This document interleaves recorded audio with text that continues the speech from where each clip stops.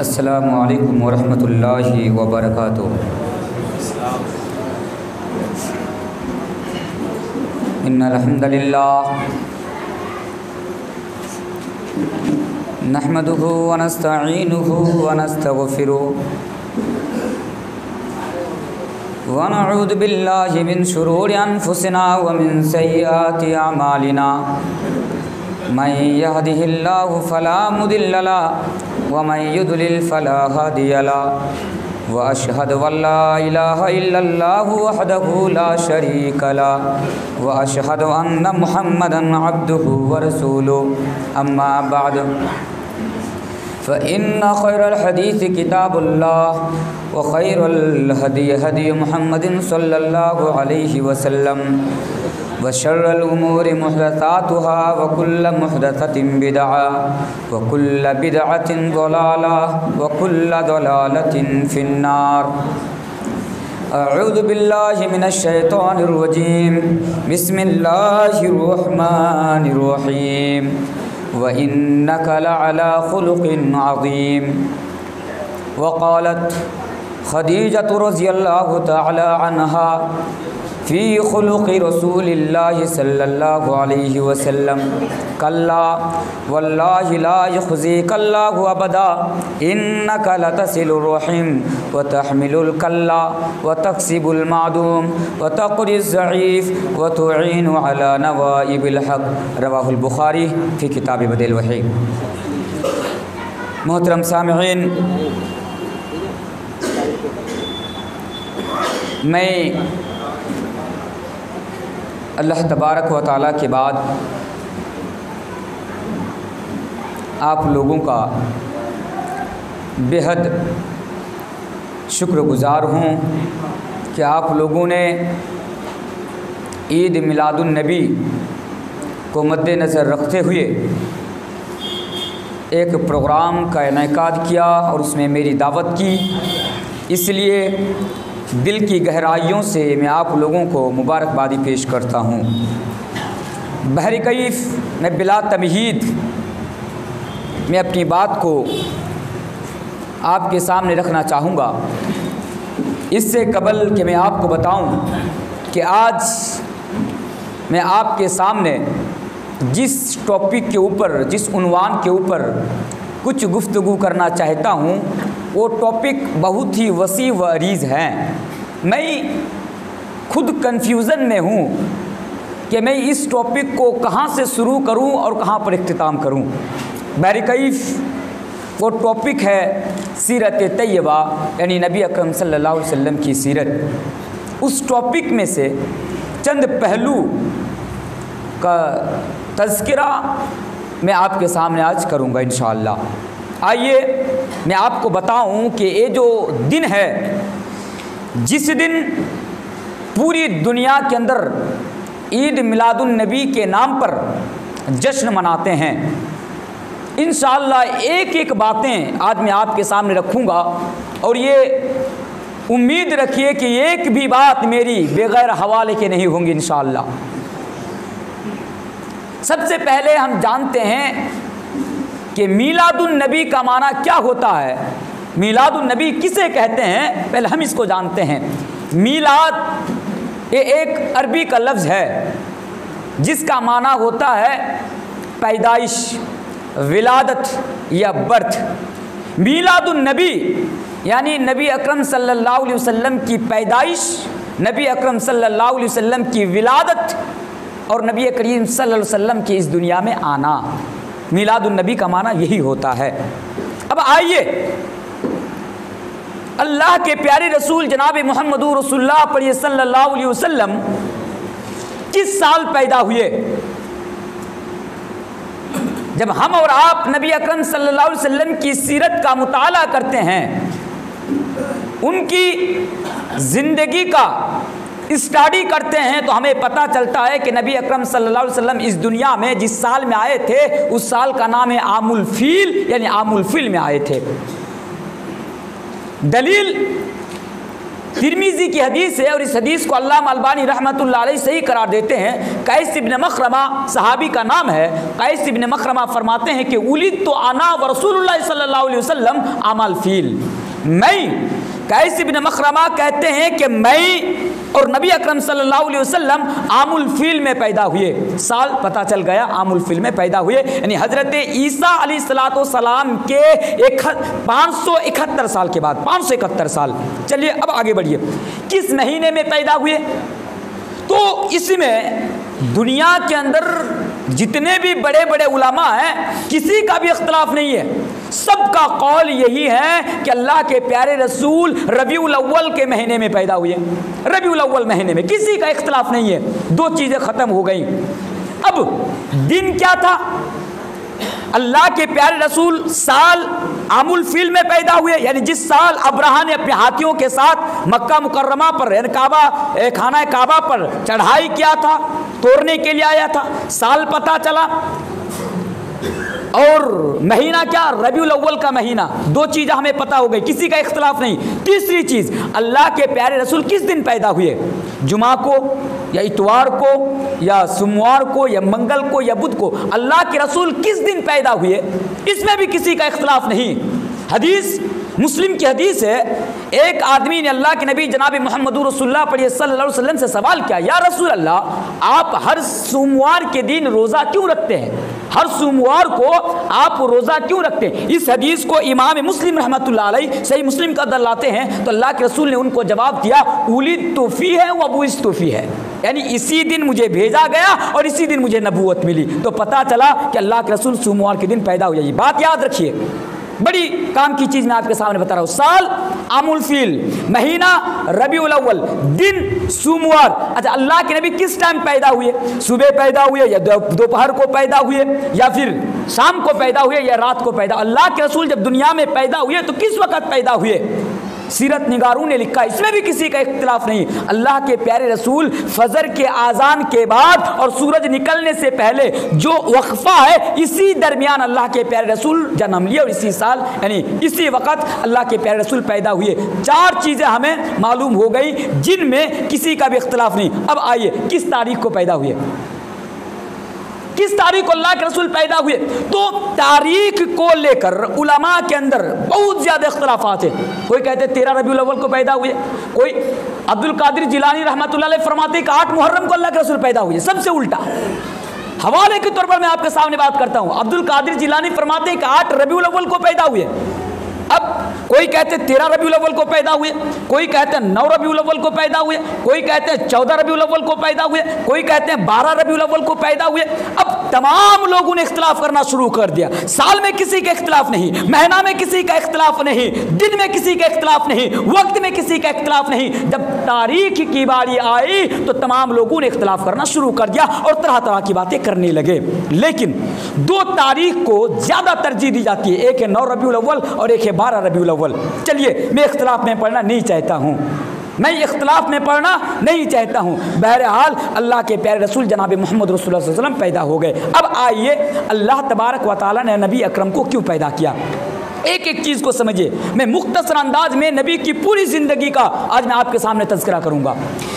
जब अल्लाह के रसूल जनाब मोहम्मद रसूलुल्लाह सल्लल्लाहु अलैहि वसल्लम के आने से पहले, यानी उनकी विलादत से पहले, दुनिया का आप कोई सा भी मुल्क हो, अगर आप उठाकर देखेंगे, चाहे ईरान हो, चाहे रूम हो, चाहे मिस्र हो या चाहे जजीरा अरब हो, दुनिया का कोई भी मुल्क हो, दुनिया का कोई भी कंट्री हो, जब अगर आप उनका जायजा लेंगे तो आपको पता चलेगा कि जो हमारा मजहब इस्लाम है वो असल शक्ल में बाकी नहीं था, असल शक्ल में बाकी नहीं था। हजरत ईसा अलैहिस्सलाम जिस दीन को लेकर आए थे, यानी अल्लाह तबारक व तआला ने हजरत ईसा अलैहिस्सलाम को जिस दीन को लेकर भेजा था, उलमाए यहूद और उलमाए नसारा ने उनको बिगाड़ के रख दिया था। दुनिया के अंदर ये हालात पैदा हो गई थी कि लोग जैसे जैसे दुनिया के अंदर आबादी बढ़ती थी वैसे वैसे खुदा भी वजूद में आ जाता था। हर कबीला अपना अपना खुदा बना लेता था। हर कबीला एक दूसरे कबीला से फख्र क्या करता था, हमारा खुदा अच्छा है, हमारा देवता अच्छा है, हमारा बुत अच्छा है। तो इन तरीके से लोग अपने अपने खुदाओं पर नाज करने लगते थे, फख्र करने लगते थे। और आपको और एक चीज़ बताऊं कि उस वक़्त हालात यहाँ तक बदल गई कि लोग शर्मगाहों की भी पूजा करने लगे थे। खाना काबा को, जिसको हजरत इब्राहीम अलैहिस्सलाम ने सिर्फ और सिर्फ अल्लाह की इबादत के लिए तामीर किया था, उस खाना काबा का तवाफ और चक्कर, और जो चक्कर लगाया करते थे मर्द और औरतें, तो सब नंगे होकर कर रहे थे। तरह तरह की खुराफातें, तरह तरह की बुराइयां उस दौर में मौजूद थी। इतनी सी बात याद रखें, मैं डिटेल्स में पढ़ना नहीं चाहता हूं कि अरब हर बुराई का अड्डा बन चुका था, हर बुराई वहां पर मौजूद थी, हर बुराई अरब के अंदर पाई जाती थी। फिर क्या हुआ, उस वक़्त जजीराए अरब में इंसान नुमा जानवर रहा करते थे, जानवर रहा करते थे, जानवर। आप कहेंगे मौलाना तनवीर आलम आप भी इंसान को जानवर कह रहे हैं। बेशक मैं जानवर क्यों ना कहूं, क्योंकि वहां पर एक छोटी सी मिसाल मैं आपके सामने रखता हूं। शायद इस्लाम पहले कह रहे थे कि जब किसी घर में लड़की पैदा होती थी तो उसको जिंदा दफन कर दिया करते थे। आप कहेंगे क्या यह हक है? क्या कोई बाप अपनी बेटी को कत्ल कर सकता है? तो आपको क्या लगता है मैं कोई फिल्मी हीरो हूं कि आपके सामने डायलॉग देकर जाऊंगा? मैं आलिम हूं, हवाले से बात करूंगा। अल्लाह तबारक व तआला कुरान करीम के अंदर पारा नंबर 14 के अंदर इसका इरशाद करता है, फरमाता है व इदा बुश्शिरा अहदुहुम बिल उन्सा व ज़ल्ल वजहुहु मुस्वद्दन व हुवा कदीम। पूरे वाक़या का नक्शा खींच देता अल्लाह तबारक व तआला। अब आइए एक वाक़या मैं आपके सामने रखता हूं, फिर इंशाअल्लाह मैं आगे बढ़ जाऊंगा। एक आदमी अल्लाह के नबी के पास आया। आने के बाद कहा, या रसूल अल्लाह, ये अल्लाह के रसूल, जब मैं ईमान ना लाया था मैंने बहुत बड़े बड़े मैंने गुनाह किए, मैंने चोरी भी की, मैंने जिना भी किया, मैंने डाका भी डाला। दुनिया के अंदर कोई ऐसी बुराई नहीं थी जो मेरे अंदर मौजूद ना थी, मेरे अंदर पाई ना जाती थी। लेकिन अल्लाह के नबी जब मैं ईमान ले आया और मैंने आपकी हदीस सुनी कि इन्नल इस्लाम ला यहदिमु मा कान क़ब्लहु, अल्लाह के प्यारे नबी ने फरमाया कि इस्लाम ले आने के बाद, इस्लाम को स्वीकार कर लेने के बाद, इस्लाम को एक्सेप्ट कर लेने के बाद अल्लाह तबारक व तआला पिछले के तमाम गुनाहों को मिटा देता है। ऐ नबी, जब आपकी हदीस मेरे कानों में पड़ी, मैंने ये यकीन कर लिया, मैंने ये मान लिया कि अल्लाह तबारक व तआला ने मेरे सारे के सारे गुनाहों को माफ कर दिया। अल्लाह तबारक व तआला ने मेरे सारे के सारे गुनाहों को माफ़ कर दिया। गौर कीजिए, मेरी चोरी भी माफ़ हो गई, मेरा जिना भी माफ़ हो गया, मेरा शिरक भी माफ़ हो गया। ये अल्लाह के नबी, मैंने जितने भी गुनाह का काम किए थे अल्लाह ने सारे के सारे गुनाहों को मिटा दिया। लेकिन या रसूल अल्लाह, मैंने एक गुनाह अपनी ज़िंदगी के अंदर ऐसा भी किया है, मुझे उम्मीद नहीं है कि वो गुनाह अल्लाह तबारक व तआला माफ़ फरमाएगा। नबी ने फरमाया, बताओ तुमने जिंदगी के अंदर वो कौन सा गुनाह किया है जिसके ऊपर तुम्हारा ये गुमान है कि अल्लाह तबारक व तआला तुम्हारे गुनाह को माफ़ नहीं करेगा। वो आदमी वाक़या बयान करने लगा। मैं डिटेल्स में जाना नहीं चाहता हूँ, बस इतनी बात करके जाता हूँ। उस आदमी ने नबी अकरम सल्लल्लाहु अलैहि वसल्लम के सामने वाक़या बयान किया, ये अल्लाह के रसूल, मैं तिजारत करने वाला था, मैं बिजनेस करने वाला था, मैं कारोबारी आदमी था। मैं तिजारत करने के लिए मैं घर से काफ़ी दूर निकल गया। अल्लाह के नबी, मेरी बीबी प्रेग्नेंट थी, हामिला थी, गर्भवती थी, मेरी बीबी के पेट में बच्चा था। मैं सफ़र में था और मेरी बीबी के यहाँ बच्चा पैदा हो गया। अल्लाह के नबी, वो हमारे गांव में, हमारे मोहल्ले में जब किसी घर में लड़की पैदा होती थी, जब किसी घर में बेटी पैदा होती थी, तो एक बाप अपनी बेटी को जिंदा जमीन के अंदर गाड़ दिया करता था। ये रस्म रिवाज और ये परंपरा थी हमारे मुआशरे के अंदर, हमारे समाज के अंदर, हमारी सोसाइटी के अंदर। अल्लाह के नबी, मैं सफर में था, इसी दरमियान मेरे घर में बच्चा पैदा हो गया और बेटी की शक्ल में हुआ, यानी मेरे घर में बेटी पैदा हो गई। या रसूल अल्लाह, मेरी बीबी ने जब मेरी बेटी को देखा तो मेरी बीबी के अंदर मेरी बेटी की मोहब्बत और प्यार ने घर बना लिया। फिर मेरी बीबी ने जब मैं सफ़र से घर में वापस आया, मेरी बीबी ने मुझसे झूठ बोला, क्योंकि मेरी बीबी जानती है अगर मुझे ये मालूम चल जाएगा, अगर मुझे ये पता चल जाएगा कि मेरे घर में बेटी पैदा हुई है तो मैं उसको कहीं जिंदा दफन न कर दूं। फिर मेरी बीबी ने मुझसे झूठ बोला। फिर 2-3 दिन के बाद मुझे भी मालूम चल गया कि मेरे यहाँ बेटा नहीं बल्कि बेटी पैदा हुई है। अल्लाह के रसूल, जब मैंने मेरी बेटी का चेहरा देखा, मैं भी मेरी बेटी की मोहब्बत और प्यार ने मेरे अंदर घर बना लिया।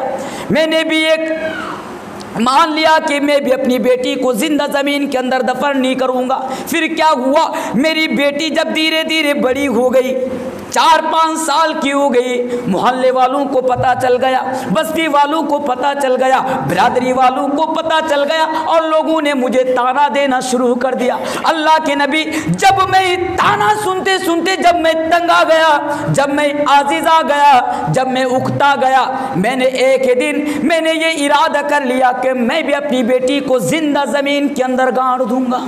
फिर एक दिन आया, मैंने कुदाल हाथ में ली, फावड़ा हाथ में लिया और मेरी बेटी का हाथ पकड़कर मैं जाने लगा।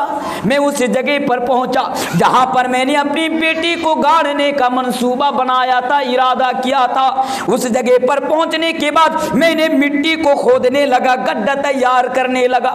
मेरी बेटी देख रही थी कि मैं गड्ढा तैयार कर रहा हूँ, मिट्टी खोद रहा हूँ, लेकिन मेरी मासूम सी बच्ची को ये पता नहीं है, मेरी बेटी को ये मालूम नहीं है कि जो मेरा बाप जो गड्ढा तैयार कर रहा है, जो जमीन खोद रहा है, जो मिट्टी खोद रहा है, यहाँ पर मुझे ही दफनाने के लिए, मुझे ही गाड़ने के लिए ये गड्ढा तैयार किया जा रहा है। अल्लाह के रसूल, मैं मिट्टी को खोदे जा रहा था, मैं गड्ढा तैयार कर रहा था और मेरी बेटी अपने नन्हे मुन्ने हाथों से गड्ढा से मिट्टी को बाहर निकल कर फेंक रही थी।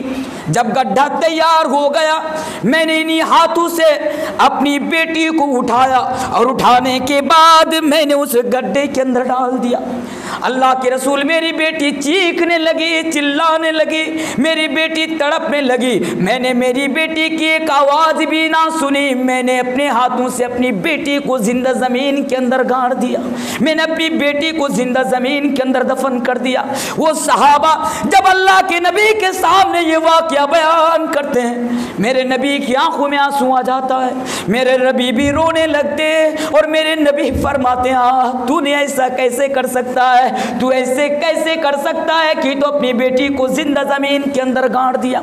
इसी वाक़या के ज़िम्न में आयत नाजिल हो जाती है, व इदल मऊदतु सुइलत बिअय्यि दम्बिन कुतिलत। ऐ दुनिया वालों, याद रखो, नबी ने ये ऐलान कर दिया कि दुनिया वालों, ए मक्का के लोगों, अगर तुम अपनी बेटी को कत्ल करोगे, अगर तुम अपनी बेटी को जिंदा ज़मीन के अंदर गाड़ दोगे, तो कल क़यामत के दिन इसके बारे में भी तुमसे सवाल किया जाएगा।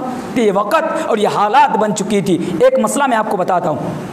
1400 साल पहले नबी के ज़माने में बेटी को जिंदा ज़मीन में गाड़ दिया जाता था, तब भी बेटी की हत्या हो रही थी, तब भी बेटी को कत्ल किया जा रहा था। आज हमारे इस तरक्की याफ्ता दौर में, आज हमारे इस तरक्की याफ्ता दौर में भी बेटी की हत्या की जा रही है, बेटी को कत्ल किया जा रहा है। हाँ, सेम अल्लाह के नबी के ज़माने में जिस तरह उसको कत्ल किया जा रहा था, आज हमारे ज़माने में, हमारे माशरे में, हमारे सोसाइटी में, अल्लाह मुझे माफ़ करे, कितने मुसलमानों ने भी आज भी अपनी बेटी को कत्ल कर रहा है। आप कहेंगे मौलाना, हमने कोई ऐसा वाक़या नहीं सुना कि बाप ने बेटी को कत्ल कर दिया, जिंदा ज़मीन के अंदर गाड़ दिया। मैं मानता हूँ कि हाँ, किसी बाप ने बेटी को जिंदा ज़मीन के अंदर नहीं गाड़ा पर कत्ल किया। फ़र्क बस इतना है 1400 साल पहले में और आज में फ़र्क यह है कि वो लोग जिंदा ज़मीन के अंदर गाड़ दिया करते थे और आज हम ऑपरेशन के माध्यम से बेटी को खल्लास करा देते हैं, ऑपरेशन के माध्यम से बेटी को कत्ल कर देते। बस फ़र्क इतना याद रखो।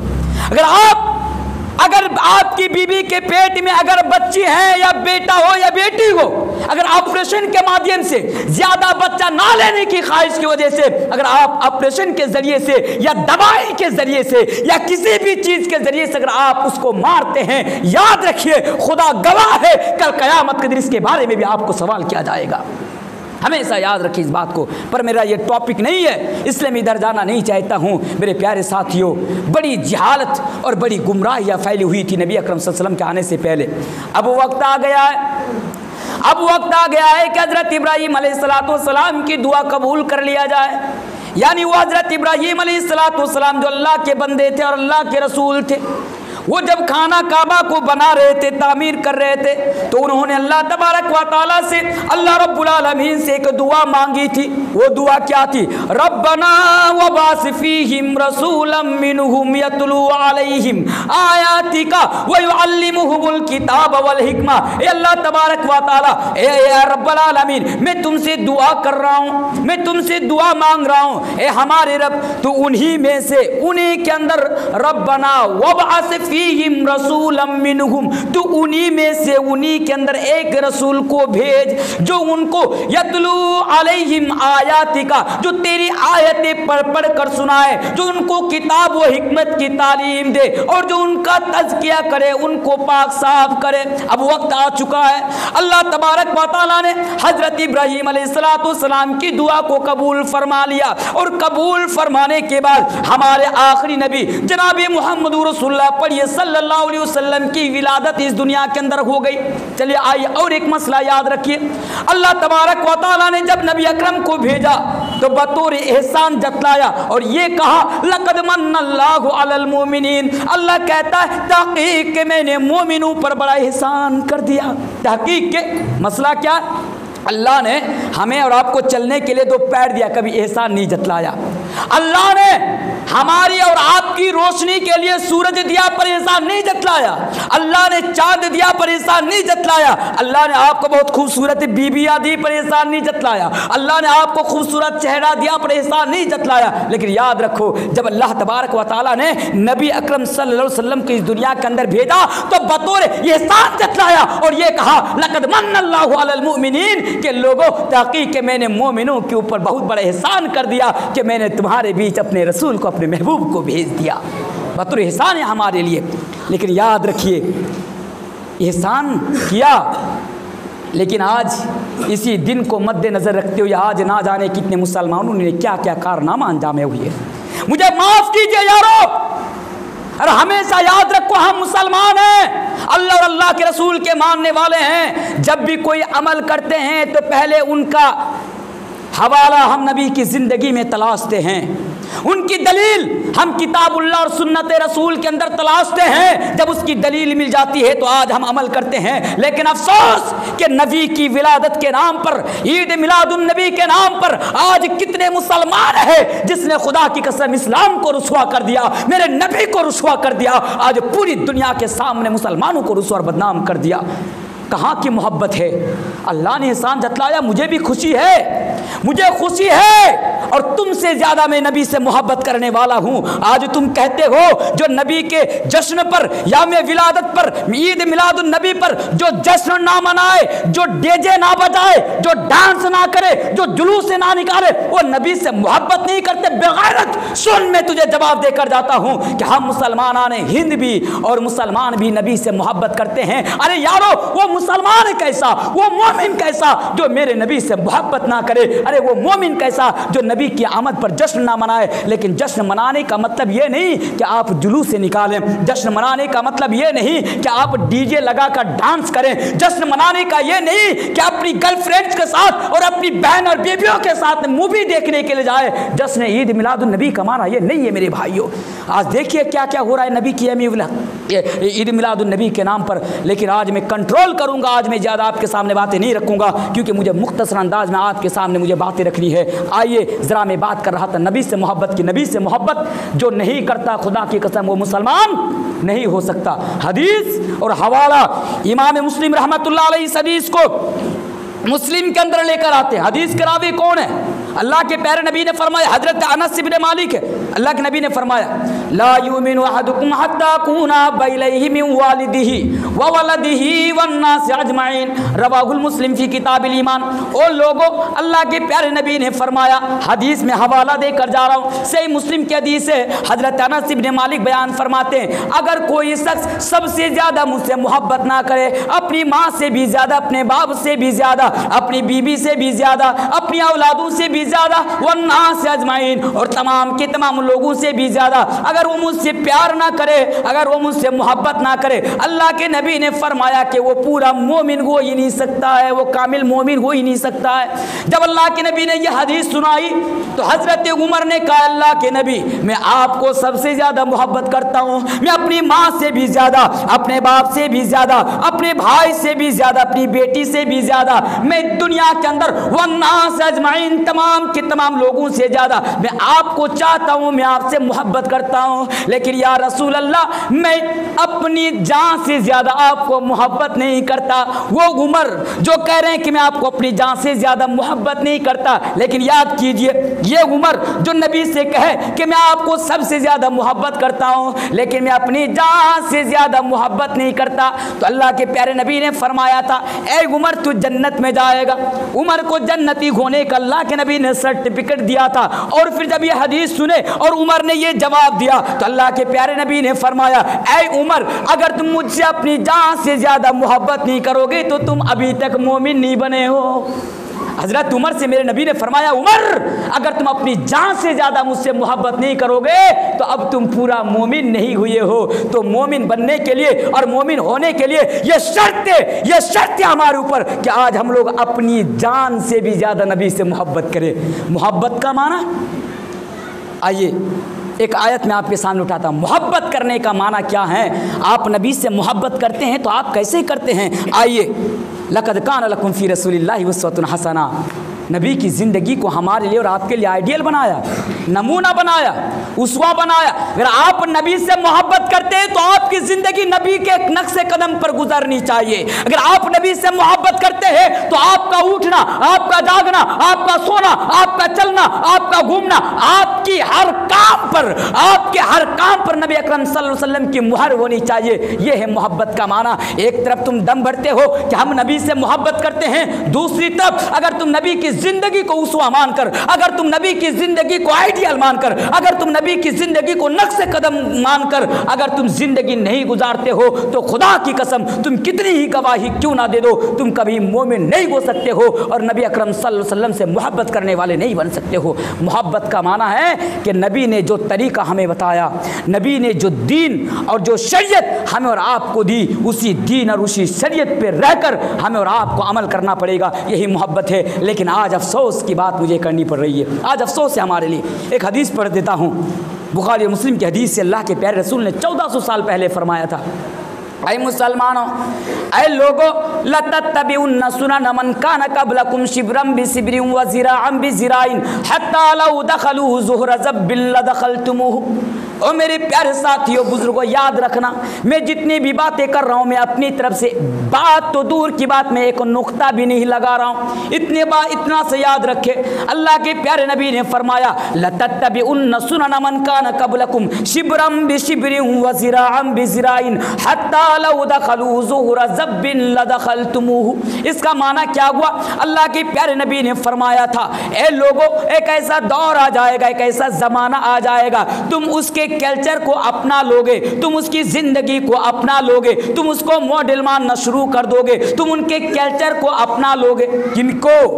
यानी एक लाख नबी ने फरमाया ऐसा दौर आएगा कि तुम यहूद और नसारा की ज़िंदगी को अपना लोगे। वो जहाँ जाएगा तुम भी वहाँ जाओगे। अगर वो गुमराह करते करते अगर वो हत्ता लौ दखलू ज़ुहरा ज़ब्बिन लदखलतुमूहु, अगर वो गो एक जानवर है, अल्लाह के नबी ने फरमाया गो एक जानवर होता है, अगर वो गो के बिल में दाखिल हो जाए तो तुम भी दाखिल हो जाओगे। इस हदीस का मतलब ये होता है, अल्लाह के नबी ने पहले ही हमें और आपको फरमाया था एक ऐसा दौर आएगा कि तुम हर काम वो करोगे जो वो करेंगे। आज देखिए, आज हमारा सोना, आज हमारा जागना, आज हमारा उठना, आज हमारे हर काम पर किन की मुहर है? नबी की मुहर है? नहीं। आज तो हम कोई सलमान खान को अपना आइडियल मान रहे हैं, कोई शाहरुख खान को हम अपना आइडियल मान रहे हैं, कोई विराट कोहली को आज हम अपना आइडियल मान रहे हैं। अफसोस, आज बाल भी रखते हैं तो इनकी तरह, दाढ़ी भी रखते हैं तो इनकी तरह, कपड़ा भी पहनते हैं तो इनकी तरह, खाना भी खाते हैं तो इनकी तरह, चलते भी हैं तो इनकी तरह।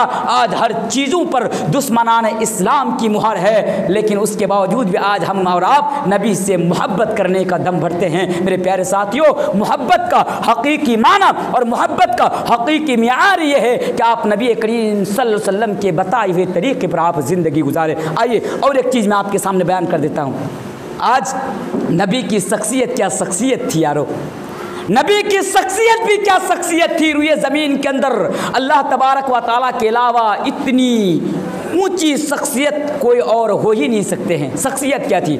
आज हम और आप शाहरुख खान, सलमान खान, अल्लाह जाने क्या क्या खान, क्या क्या नाम लगा देते हैं आप लोग, इनकी ज़िंदगी के पीछे पड़े। यार इनकी शख्सियत भी क्या है?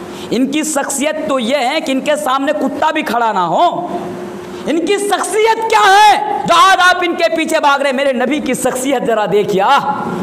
मेरे नबी की शख्सियत पर अगर गवाही दी तो दुश्मनान इस्लाम ने भी गवाही दी। मेरे नबी के अखलाक का अगर गवाही दी तो दुश्मनान इस्लाम ने भी गवाही दी। आप देखिए, ईसाईयत के मानने वाला जिसका नाम है माइकल हॉट, उसने एक किताब लिखी द 100, एक किताब लिखी 100। ईसाईयत के मानने वाला, ईसाई धर्म के फॉलो करने वाला, लेकिन जब उसने एक किताब लिखी कि पूरी दुनिया के अंदर, वो एक साइंटिस्ट भी थे, पूरी दुनिया के अंदर 100 आदमी को उन्होंने चुना जिसका अखलाक बेहतर हो, जिसका किरदार बेहतर हो, जिसको लोग सबसे ज्यादा मोहब्बत करते हो और लोगों पर जिसके असरात सबसे ज्यादा हो, उनमें से सबसे पहले नंबर पर अगर उसने उस ईसाईयत के मानने वाला माइकल हॉट ने अगर किसी को रखा तो हमारे नबी जनाब मोहम्मद रसूलुल्लाह पर ये सल्लल्लाहु अलैहि वसल्लम को रखा है।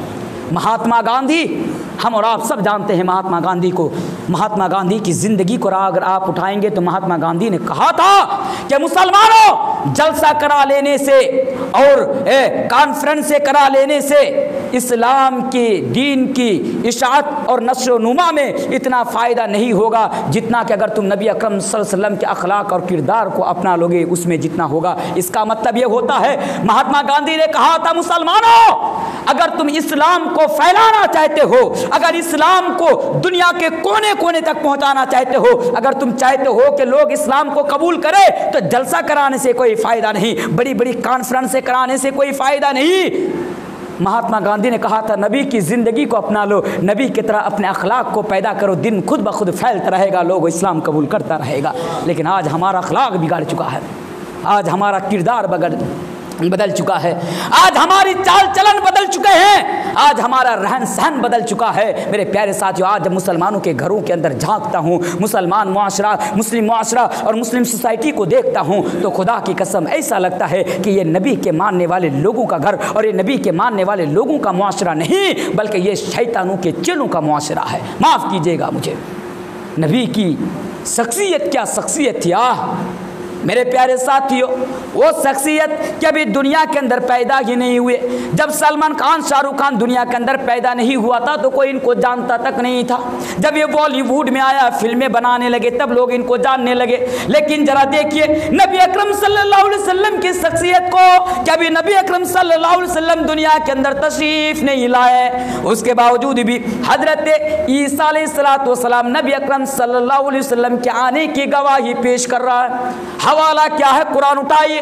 अल्लाह तबारक व तआला कुरान करीम के अंदर इरशाद फरमाता है, व इद क़ाल ईसा इब्नु मरियम या बनी इस्राईल इन्नी रसूलुल्लाहि इलैकुम मुसद्दिक़न लिमा बैना यदैया मिनत तौरात व मुबश्शिरन बिरसूलिन याती मिन बाद इस्मुहु अहमद। हजरत ईसा अलैहिस्सलातु वस्सलाम अपनी कौम के लोगों से कहता है, बनी इस्राइल के लोगों से कहता है, ऐ बनी इस्राइल के लोगों, इन्नी रसूलुल्लाहि इलैकुम, मैं तुम्हारी तरफ अल्लाह का रसूल बनकर आया हूँ, अल्लाह का रसूल बनकर मैं तुम्हारी तरफ भेजा गया हूँ। वो मुसद्दिक़ुन लिमा बैना यदैया मिनत तौरात। और हजरत ईसा अलैहिस्सलातु वस्सलाम फरमाते हैं, ओ लोगों, वो बनी इस्राइल के लोगों, मैं ये गवाही भी देता हूँ, मैं ये तस्दीक भी करता हूँ कि मुझसे पहले हजरत मूसा अलैहिस्सलातु वस्सलाम पर तौरात आई और फिर लास्ट में ऐलान कर दिया, ओ लोगों, व मुबश्शिरन बिरसूलिन याती मिन बाद इस्मुहु अहमद। अभी गौर कीजिए, अभी नबी अकरम दुनिया के अंदर पैदा नहीं हुए, अभी नबी अकरम सल्लल्लाहु अलैहि वसल्लम की तशरीफ नहीं हुए, तशरीफ नहीं लाए,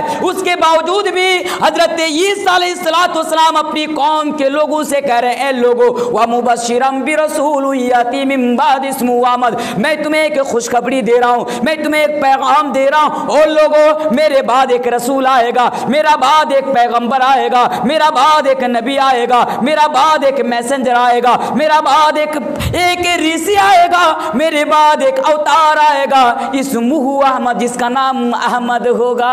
मेरे नबी का दूसरा नाम अहमद भी है। अब आगे आइए, मेरे नबी अभी दुनिया के अंदर तशरीफ नहीं लाए, लेकिन देखिए शजर व हजर, पहाड़ भी नबी अकरम सल्लल्लाहु अलैहि वसल्लम की बशारत दे रहा है। वो कैसे?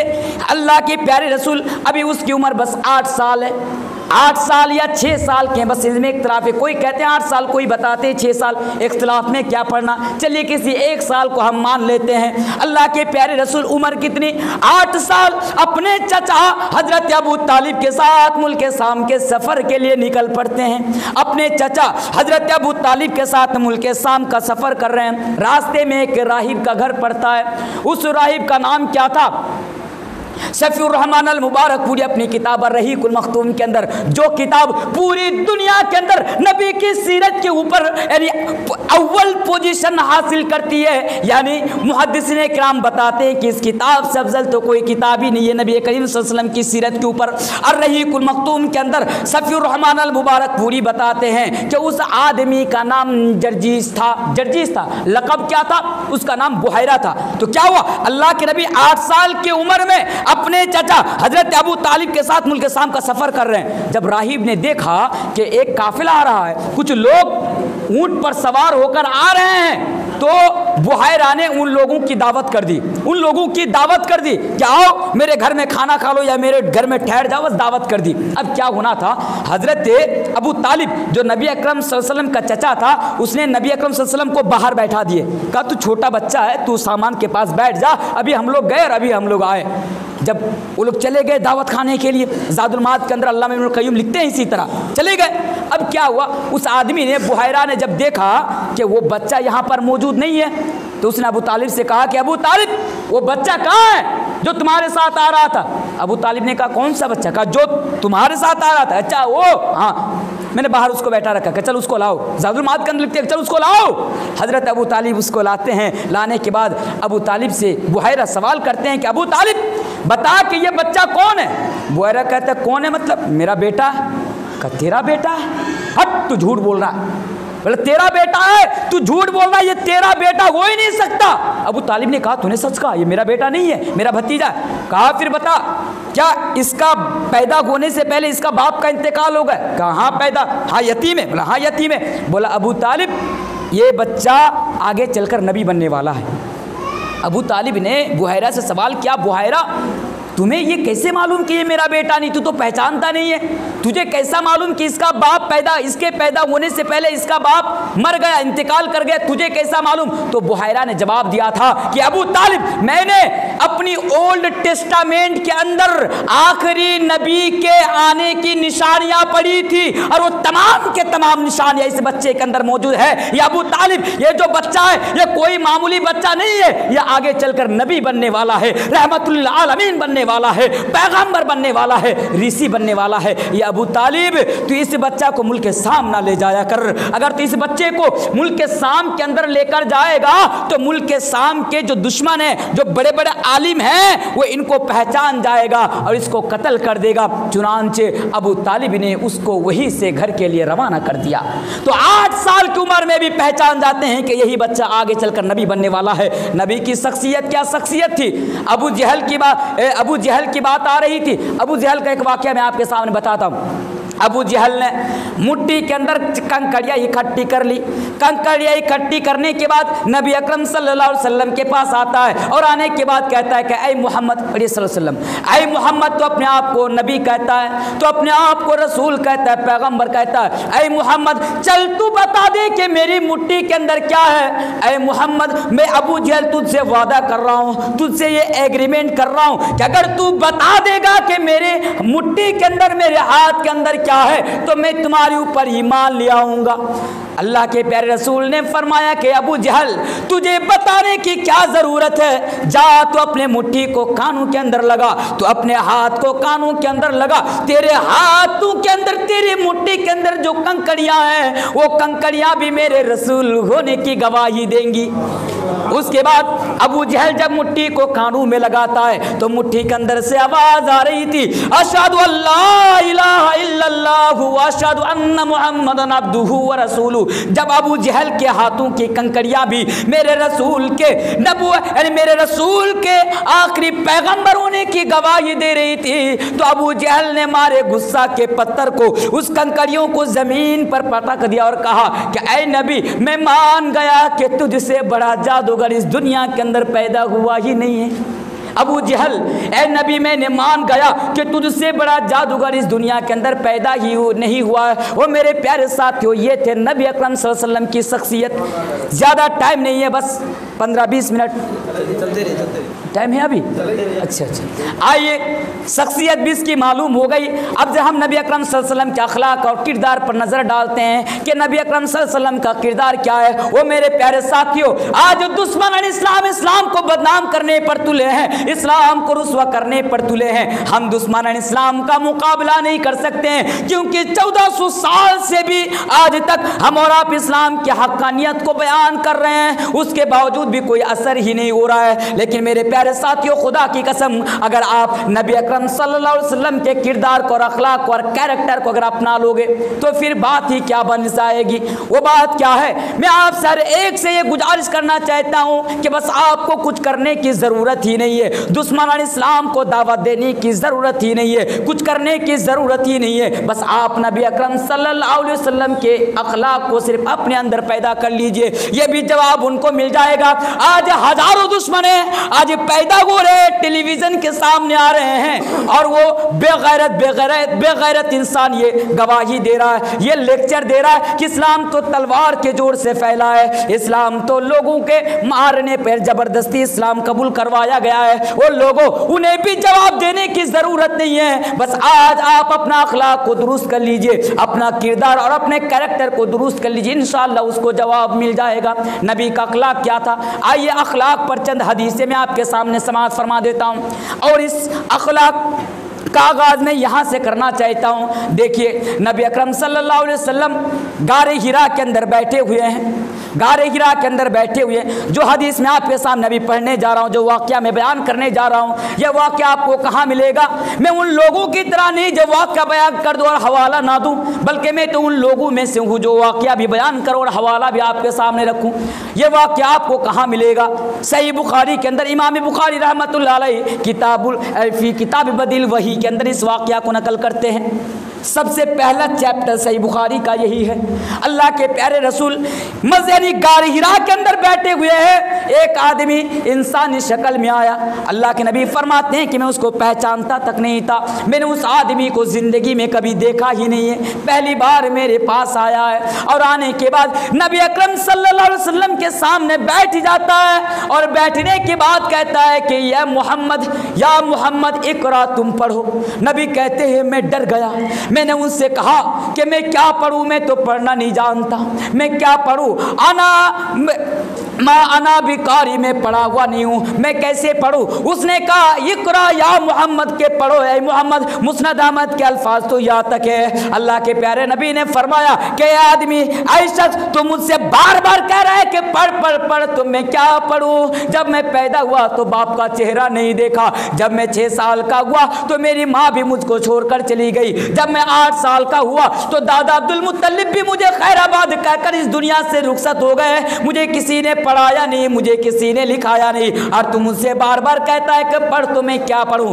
उसके बाद मुस्नद अहमद के अंदर इमाम मुस्नद रहमतुल्लाह अलैह इस हदीस को लाते हैं कि उस आदमी ने नबी अकरम सल्लल्लाहु अलैहि वसल्लम को तेजी के साथ दबाया और दबोचने के बाद कहा कि इकरा ए मोहम्मद पढ़, इकरा बिस्मि रब्बिकल लज़ी खलक, खलकल इंसान मिन अलक, इकरा व रब्बुकल अकरम अल्लज़ी अल्लम बिल कलम, अल्लमल इंसान मा लम यअलम। यानी इतनी आयतें थी जो नबी पर नाजिल हो गई। अब नबी डर गए जब ये आयत नाजिल हुई गारे हिरा के अंदर।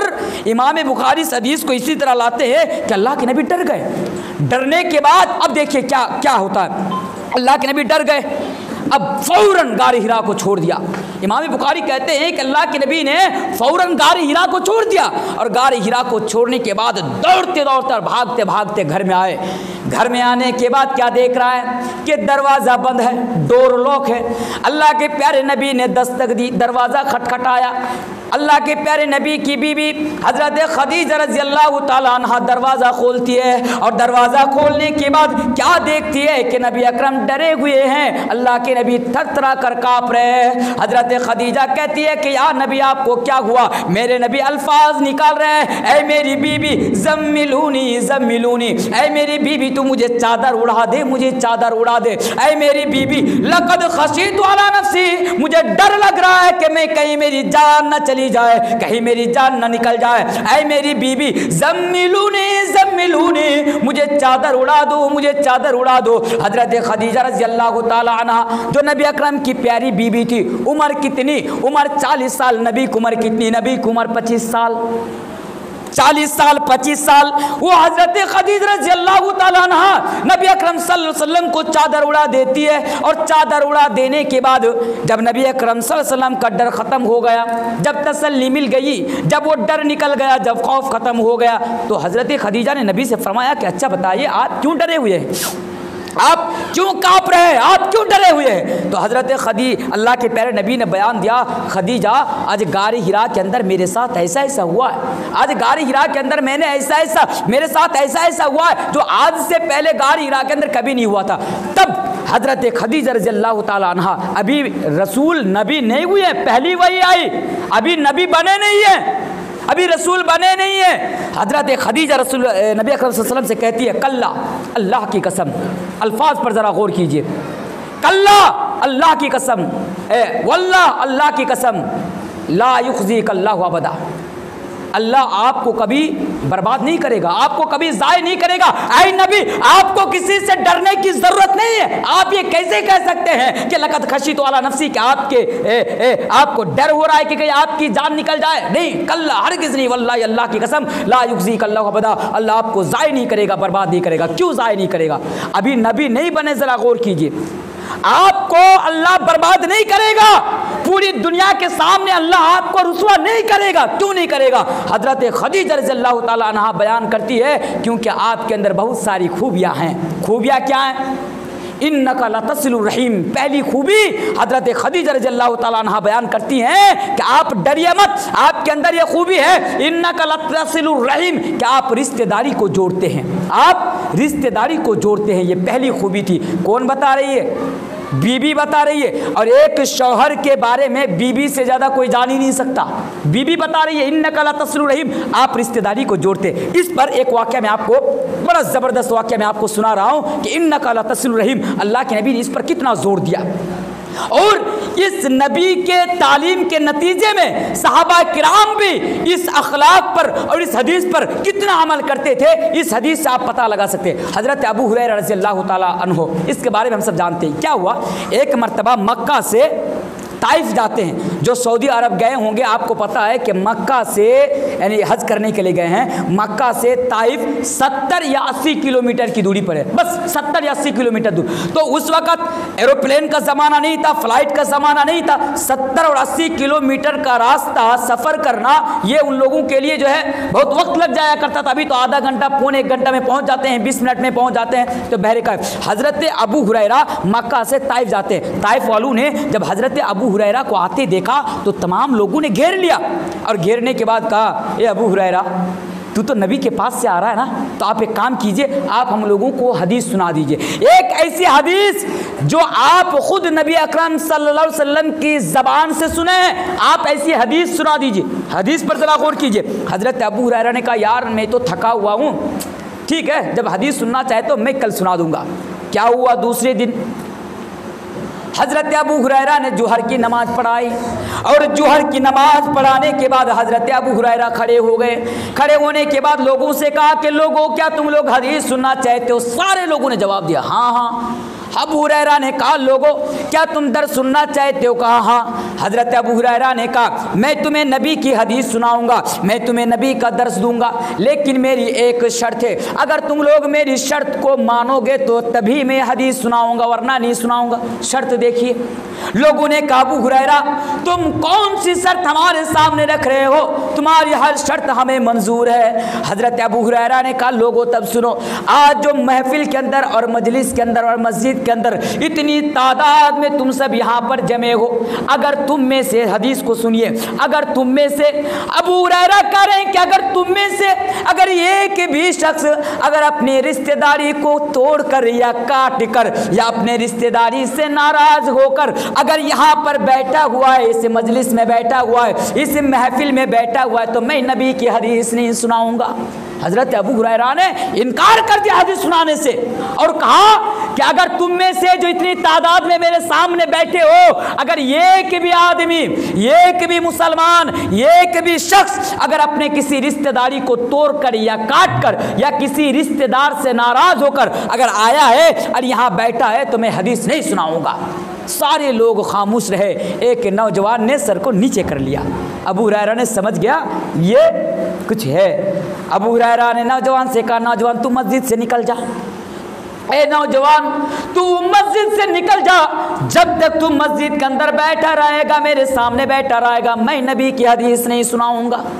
वो नौजवान उठता है। उठने के बाद दरवाजे पर पहुंचता है और हजरत अबू हुरैरा से कहते हैं, अबू हुरैरा मेरी एक खाला है जो मुझसे नाराज रहती है। ए अबू हुरैरा मैं अभी गया और मेरी खाला से मैं माफ़ी मांग कर आया। जब मेरी खाला मुझे माफ़ कर देंगी तो मैं मस्जिद के अंदर आ जाऊंगा। लेकिन ए अबू हुरैरा आपसे बस एक रिक्वेस्ट करके जाना चाहता हूँ। अबू हुरैरा ने कहा बता वो कौन सी रिक्वेस्ट है। कहा अबू हुरैरा मैं माफ़ी मांगने के लिए जा रहा हूँ, इतनी देर में आप नबी की हदीस ना सुनाना। अगर इतनी देर में आपने नबी की हदीस सुना दी और मैं यहाँ से निकल गया तो मैं नबी की हदीस सुनने से मैं महरूम रह जाऊँगा। मैं नबी की हदीस सुनने से मैं यानी खाली पड़ जाऊँगा। अबू हुरैरा ने कहा नौजवान जा, ये अबू हुरैरा एक मुसलमान तुझसे वादा कर रहा है कि जब तक तू अपनी खाला से माफ़ी मांग करना आएगा, मैं अबू हुरैरा खुदा की कसम मैं अल्लाह यानी दर्स नहीं दूंगा, मैं नबी की हदीस नहीं सुनाऊंगा। वो नौजवान दौड़ते दौड़ते खाला के घर में गया। खाला से कहता है खाला चल तू मुझे माफ कर दे, आज के बाद मैं कभी तेरा दिल नहीं दुखाऊंगा। मेरी खाला आज के बाद मैं तेरी नाफरमानी नहीं करूंगा। खाला का क्या मकाम है मैंने गुज़श्ता जुमे के खुतबा में मैंने आपके सामने वो हदीस भी बयान किए थे, आज नहीं बताऊंगा। खाला मैं तेरा दिल नहीं दुखाऊंगा, खाला तू मुझे माफ कर दे, मैं तेरा बेटा हूँ। खाला कहती अच्छा क्या बात है, आज बड़े जल्दबाजी में हो, माफ़ी मांगने के लिए आ गए। इतने दिन तो नाफरमानी कर रहे थे, तू मुझसे नाराज़ था, मैं भी तुझसे नाराज़ थी, आज क्या हो गया कि मुझसे माफ़ी मांगने के लिए आ गया। नौजवान ने कहा कि अबू हुरैरा आज मक्का से अबू हुरैरा आए हैं। वो मस्जिद में सारे लोग, बहुत सारे लोग मौजूद है नबी की हदीस सुनने के लिए, सारे लोग मौजूद है। लेकिन अबू हुरैरा ने यह शर्त रखी कि अगर कोई अपने रिश्तेदार से नाराज़ होकर बैठा रहेगा तो मैं वो हदीस नहीं सुनाऊंगा। खाला कहती है ये बात है। कहा खाला ने कहा कि बेटा जा, मैंने तुझे माफ़ कर दिया, जा मैंने माफ़ कर दिया, लेकिन याद रख मेरी तरफ से हज़रत अबू हुरैरा से एक मसला पूछ लेना।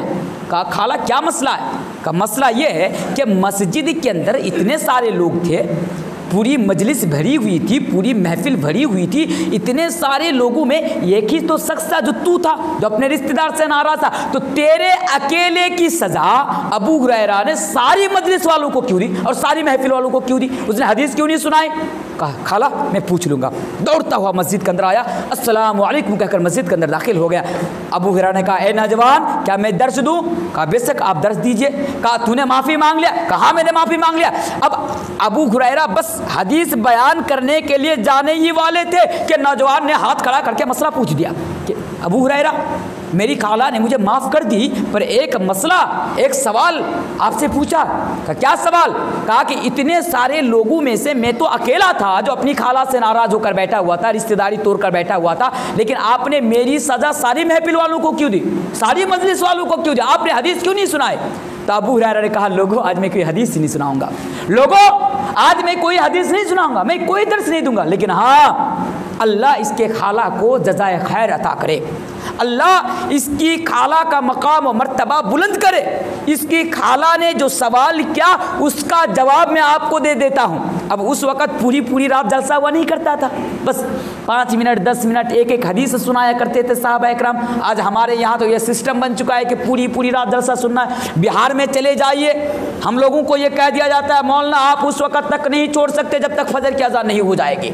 हम भी इंतज़ार करते यार अजान कब होगी, कम से कम 1 घंटा पहले तो अजान दे दे कि मैं बच जाऊं, अजान होगी तब आपको छोड़ना पड़ेगा। आज भी यह मसला है, अगर मैं झूठ बोल रहा हूं आप चलिए हमारे साथ, कल मैं आपको दिखाता हूं 3 बजे 2 बजे 2:30 बजे रात को टाइम दिया जाता है बोलने के लिए। उस वक्त मैं भी टेंशन में, सामीन भी टेंशन में, सामीन भी सोचे यार ये क्या बताएगा, मैं क्या सुनूंगा, नींद गालिब आ जाती है। बहरकैफ मैं इधर उधर की बातें नहीं करना चाहता हूँ, आगे आइए। हज़रत अबू हुरैरा ने जो मसला बयान किया वो मसला ये था कि लोगों मसला याद रखो, इसी तरह नबी अकरम सल्लल्लाहु अलैहि वसल्लम की एक महफिल थी, मजलिस थी, और मैं अबू हुरैरा खुद मौजूद था। और अल्लाह के नबी ने फरमाया, ऐ लोगों, नबी ने ये इरशाद फरमाया था, मैंने अपने कान से सुना कि अगर किसी महफिल में, अगर किसी मजलिस में अगर कोई भी शख्स अगर अपने रिश्तेदारी से नाराज होकर या कोई भी शख्स अपने रिश्तेदारी को तोड़कर या काट कर अगर महफिल में बैठा रहेगा तो वह आदमी जब तक माफ़ी ना मांगेगा उस वक़्त तक उस महफिल के अंदर अल्लाह के रहमत के फरिश्ते नाजिल नहीं होंगे, उस मजलिस के अंदर और महफिल के अंदर रहमत ही नाजिल नहीं होंगी। अबू हुरैरा ने कहा कि अगर किसी महफिल में एक भी शख्स अगर अपने किसी रिश्तेदारी को तोड़कर या काट कर या किसी से नाराज होकर अगर मजलिस में बैठा रहेगा तो वहाँ पर रहमत के फरिश्ते नाजिल नहीं होते हैं। अबू हुरैरा ने कहा कि नौजवान, अगर तू बैठा रह जाता और मैं नबी की हदीस सुना देता, अगर मैं दर्स दे देता और रहमत की फरिश्ते नाजिल नहीं होते तो मेरा दर्स देकर फ़ायदा ही क्या होता।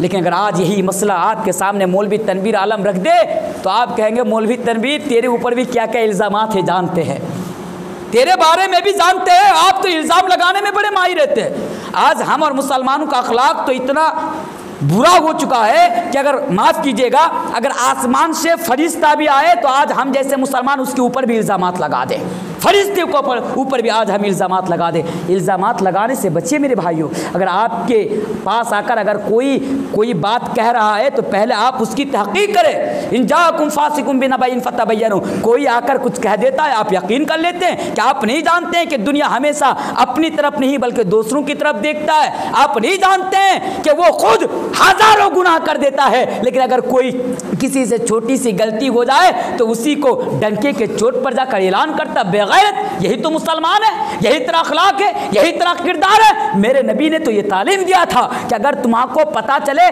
कि फला शख्स के अंदर ये बुराई मौजूद है तो तू उसकी ऐब को ढांप ले, उसकी बुराई को ढांप ले, लोगों के सामने बयान मत कर। अगर तू अपने भाई के ऐब को, अगर उसकी बुराई को अगर तू अपने पास ढांप लेगा तो कल क़यामत के दिन अल्लाह तबारक व तआला तेरे गुनाहों पर पर्दा डाल देगा। लेकिन आज क्या होते हैं, सुबह शाम इल्ज़ामात लगाना, ये करना वो करना। तू फरिश्ता है, तू फरिश्ता है, तू क्या है, तू क्या, तेरे बारे में मैं नहीं जानता कौन है, दूध के धुले हुए इस दुनिया के अंदर। लेकिन याद रखिए हर इंसान गुनाहगार है। नबी ने फरमाया कुल्लु बनी आदमा खत्ताउन, हर इंसान से गुनाह हो जाता है। अगर किसी से गलती हो जाए तो इसका मतलब वो गलत नहीं है। अल्लाह के नबी ने फरमाया कुल्लु बनी आदमा खत्ताउन, हर इंसान से गुनाह हो जाता है। आपसे गुनाह हो सकता है, मुझसे गुनाह हो सकता है, मुझसे पहले जो लोग थे उसने गुनाह किया। लेकिन अल्लाह के नबी ने फरमाया सबसे बेहतर तो वो है जो गुनाह करने के बाद अल्लाह तबारक व तआला से माफ़ी मांग लेता है, अल्लाह तबारक व तआला से तौबा कर लेता है। गुनाह तो हर इंसान करे, लेकिन तौबा शर्त है, आपको तौबा भी करना आपके ऊपर लाजमी है। बहरे कैफ मैं भटक गया था उधर, खैर मैं उधर नहीं जाना चाहता हूँ। इस हदीस पर ज़रा गौर कीजिए कि अल्लाह के प्यारे रसूल ने बड़ा जोर दिया रिश्तेदारी तोड़ो, रिश्तेदारी जोड़ो। एक हदीस तो यहाँ तक है, नबी अकरम ने फरमाया वो आदमी जन्नत में नहीं जा सकता। कौन आदमी? बेनमाजी, जो नमाज नहीं पढ़ता है, नहीं। कौन? जो रोज़ा नहीं रखता है, नहीं। कौन? जो हज नहीं करता है, नहीं। कौन? अरे वो आदमी जो अपने रिश्तेदारी के साथ अच्छा बर्ताव नहीं करता है। अगर कोई भी इंसान अगर अपने रिश्तेदारी काटता है, किसी से भी अगर रिश्तेदारी को कता ताल्लुक़ कर लेता है, छीन लेता है, नाराज़ हो जाता है या नाराज़ कर देता है, ये ही माना अगर कोई किसी को तकलीफ़ देता है तो ना उसकी नमाज काम आएगी, ना उसकी ज़कात काम आएगी, ना उसका हज काम आएगा, ना उसका रोज़ा काम आएगा। आपने कभी सोचा? याद रखिए एक चीज़ बड़े शॉर्टकट अंदर में बताइए। दूसरी चीज़ देखिए, हज़रत खदीजा रज़ियल्लाहु ताला अन्हा बयान करती है कि नबी अकरम आप तो रुसवा नहीं हो सकते, अल्लाह तो आपको ज़ाय नहीं करेगा, बर्बाद नहीं करेगा, क्योंकि पहली खूबी आपके अंदर ये इन्नका ला तसिलु रहीम, आप रिश्तेदारी को जोड़ते हैं। दूसरी खूबी क्या है? व तहमिलुल कल्ला, आप तो मुसीबत ज़दा लोगों के काम आते हैं। अगर कोई बोझ से दबा जा रहा है तो आप उसकी मदद करते हैं, आप उसकी हेल्प करते हैं। अगर कोई परेशानी में, अगर कोई तकलीफ़ में, आप उसके पास जाते हैं और जाने के बाद उसकी तकलीफ़ को, उसकी परेशानियों को दूर करने की कोशिश करते हैं। क्या दूसरी खूबी? 4 खूबी बयान करूंगा, फिर इंशाल्लाह मैं अपनी बात को ख़त्म करूंगा। दूसरी खूबी क्या? अगर उस दौर में कोई भी इंसान, चाहे मुस्लिम हो या गैर मुस्लिम हो, चाहे कोई भी हो, अगर वो तकलीफ़ में होता, परेशान में होता तो अल्लाह के नबी जाते और उसकी तकलीफ़ को और उसकी परेशानियों को दूर करने की कोशिश करते। एक वाक़या मैं आपके सामने बताऊंगा। ये वाक़या है ना, बयान करने से पहले बता देता हूँ कि सारी किताबों में काजी सुलेमान सलमान मंसूर पुरी रहमतुल्लाह अलैह इस वाक़या को लाते हैं। अल्लामा इब्नुल क़य्यूम भी ज़ादुल माद के अंदर इस वाक़या को लाते हैं। रहमतुल्लाह आलमीन के भी इस वाक़या को लाते हैं, हाफिज़ इब्न कसीर अल बिदाया व निहाया के अंदर भी इस वाक़या को लाते हैं। लेकिन कुछ मुहद्दिसों ने इस वाक़या के ऊपर कलाम किया है, कुछ मुहद्दिसों ने कलाम किया है बाज़ाब्ता। आइए फिर भी मैं आपको वो वाक़या बयान करता हूँ, क्योंकि बहुत सारे सीरत निगारों ने, बहुत सारे मुहद्दिसों ने, बहुत सारे उलमाओं ने इस वाक़या को अपनी अपनी किताबों के अंदर लाया है। बस वाक़या को सुनिए कि वाक़या क्या था। देखिए, एक मर्तबा एक दिन अल्लाह के प्यारे नबी अपने घर से काफ़ी दूर निकल गए और एक जंगल में पहुंच गए, एक बयाबान जंगल में पहुंच गए। क्या होता है कि अल्लाह के नबी देख रहे हैं कि ये एक बूढ़ी औरत है, 80, 70 या 80 साल की एक बुढ़िया औरत कुछ लकड़ियाँ इकट्ठी करके उसका गट्टर बांध रखी है। और जब वो बुढ़िया उस लकड़ी के गट्टर को, उस लकड़ी की गट्टर को जब वो उठाती है तो वो चल नहीं पा रही है, बल्कि उसकी कमर झुक रही है, बड़ी तकलीफ हो रही है, बड़ी परेशानी हो रही है। और ये मंजर मेरे नबी देख रहे हैं। देखते देखते अल्लाह के नबी उस बुढ़िया के पास पहुंचते हैं और पहुंचने के बाद उस बुढ़िया से कहते हैं, मेरी माँ ला, मुझे पता है कि तुझे परेशानी हो रही है, तुझे तकलीफ हो रही है, तू इस लकड़ी के गट्टर को अपने ऊपर लाद नहीं पा रही है। वो मेरी माँ ला, वो लकड़ी का गट्टर मुझे दे दे, मैं तेरे घर पे जाकर पहुंचा देता हूँ। फिर क्या होता है, वो लकड़ी का गट्टर नबी अकरम अपने सर पर उठा लेते हैं और उठा लेने के बाद उसके साथ साथ चलना शुरू कर देते हैं। काफ़ी दूर जाने के बाद उस बुढ़िया का घर आ जाता है। अल्लाह के नबी उस बुढ़िया के घर में दाखिल होते हैं, लकड़ियों का गट्टर